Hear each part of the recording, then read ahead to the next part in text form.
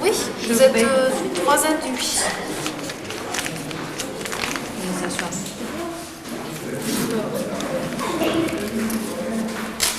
Je vais vous mettre l'heure d'hier. Donc on vient ici. Ça part d'ici. Ici, oui, le guide descend et il vous fait signe de...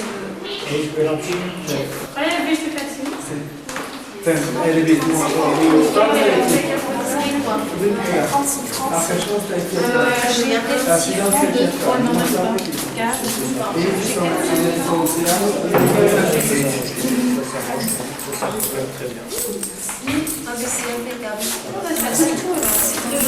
Merci.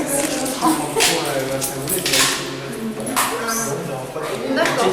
4h02. Merci.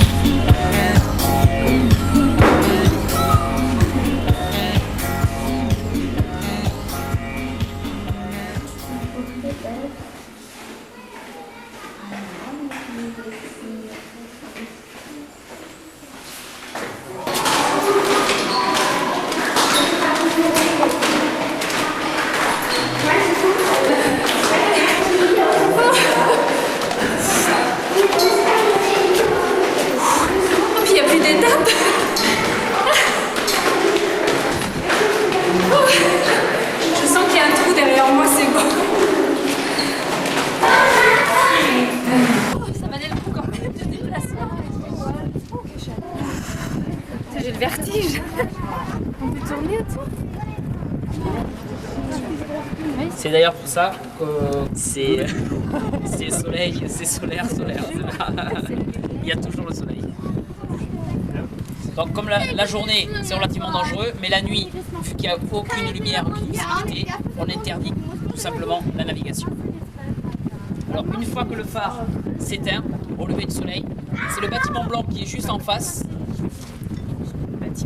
et leur dire où est-ce qu'ils doivent passer pour leur faire éviter les pièges du blanc de sable. Alors actuellement, elle perd un petit peu de sa hauteur, elle ne fait plus que 105 mètres, alors qu'il y a encore quelques dizaines d'années, elle faisait 114 mètres, voire 117, c'est ce qu'on peut voir sur des cartes postales, ce qui fait qu'actuellement, elle s'élargit au niveau de la base puisqu'elle gagne entre 2 et 5 mètres par an vers l'intérieur des terres. Alors en chiffres, la dune, c'est 2700 mètres de longueur, 105 mètres de hauteur et 600 mètres de large. Alors juste devant, vous avez ce qu'on appelle le membo. Voilà, l'eau, lorsque le bassin se remplit, contourne cette petite presqu'île et vient remplir ici la conche, où les ostréiculteurs mettaient autrefois leur bateau, où ils étaient à l'abri des courants. Voilà. Donc les premiers habitants du Cap Ferret étaient des ostréiculteurs et des pêcheurs de Gujan-Mestras et de la Teste qui venaient s'implanter ici en saison de pêche, tout simplement. Voilà. Voilà, au niveau du clocher de l'église, sur la droite on voit le débarcadère et en arrière-plan on voit de la végétation. On n'a pas le droit de débarquer sur l'île puisque l'intérieur de l'île est une propriété privée. Alors habituellement, quand c'est marée basse, on les voit beaucoup mieux, les cabanes chanquées, les deux maisons qui sont sur pilotis, qui se trouvent à l'extrême droite de l'île, mais là avec marée haute on ne les voit pas. Alors je vais vous laisser prendre des photos et filmer si vous voulez, je vais jeter un petit coup d'œil. Ensuite je vais vous faire passer à l'intérieur pour vous expliquer un petit peu la technique de fonctionnement de ça. Le monsieur va t'expliquer comment ça marche. Donc nous avons à l'extérieur des cellules photoélectriques qui captent la luminosité du jour Donc automatiquement, dès que le soleil va se coucher, on va avoir un signal qui va être envoyé à une centrale. La centrale va envoyer un courant électrique au niveau du moteur. Le moteur, c'est cette petite boîte grise que vous voyez juste là. Voilà. Donc le moteur va commencer à tourner, il va faire tourner les engrenages, qui va faire tourner l'optique, les lentilles de Fresnel. Alors ça fonctionne de manière suivante, donc l'optique tourne tout autour des petites ampoules qui éclairent le phare. Alors pour ceux qui s'imaginent que le phare a une énorme ampoule pour l'éclairage, je suis désolé de détruire un mythe, je vais vous montrer. C'est pas vrai. Je vous montre l'ampoule du phare, c'est ça qui éclaire. Combien en 110? Il y en a une seule? Alors on en a 6.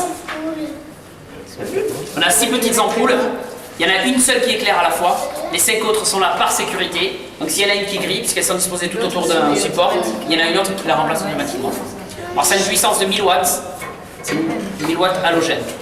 C'est ça, la lumière du phare. C'est pas gros. On regardera ce soir. Et ça, c'est envoyé grâce à l'invention de Fresnel jusqu'à 50 km. Par temps clair. Portée de On va pas rester là-dedans ce soir. Non, on va pas 50 km. On va pas dormir là-dedans. on verra de la maison, le phare. On va pas aller. Alors, donc la lumière émise par cette petite ampoule, elle est envoyée sur les prismes de cristal que vous voyez là. Donc la lumière va être concentrée, elle va être canalisée vers le centre des panneaux. Alors le centre des panneaux, si vous regardez, ils ont une forme un petit peu concave, bombée vers l'extérieur. Il s'agit en fait de grosses loupes qui va intensifier encore plus la lumière. Donc la lumière elle va sortir de ces panneaux, elle est toujours blanche, puisqu'une lumière blanche est plus intense qu'une lumière de couleur. Et c'est uniquement au moment où elle traverse les vitres qu'elle obtient cette teinte de couleur rouge. Voilà. Rouge pour signaler le danger et l'interdiction, comme pour le code de la route. Donc un signal lumineux rouge envoyé à l'horizontale pour les bateaux et les petits panneaux là qui en envoient un à la verticale pour les avions, qui donnent la position du cap ferré. Voilà. Donc un tour complet en 20 secondes et un éclat rouge toutes les 5 secondes qui est envoyé par le centre des panneaux, tout simplement. Donc au même endroit où on se trouve, on voit un éclat rouge toutes les 5 secondes. Simplement. Alors vous voyez que ça tourne relativement facilement. Alors il n'y a pas de roulement à bille, il n'y a pas de système magnétique non plus. C'est un système totalement différent. On a ici cette partie-là qui est une cuve qui est remplie de mercure liquide. Donc de la même manière que le bateau flotte sur l'eau, on a l'optique qui flotte sur ce bain de mercure. D'où cette stabilité constante, puisqu'il n'y a pas de frottement, donc il n'y a pas d'usure. Il n'y a pas de frottement, pas de force exercée, d'où l'inertie qu'on veut. Simplement. Puisqu'il nous suffit d'un petit courant électrique pour lui donner l'amorce de la rotation, et ensuite avec l'inertie, ça tourne tout seul. Simplement. Si vous avez des questions. Formidable. Voilà. Donc cette invention de Fresnel date du milieu du 19e. Et depuis, bon nombre de physiciens et de savants se sont penchés sur son invention pour essayer d'apporter des améliorations. Aucune amélioration n'a été apportée dessus. C'est le système tel qu'il l'avait inventé.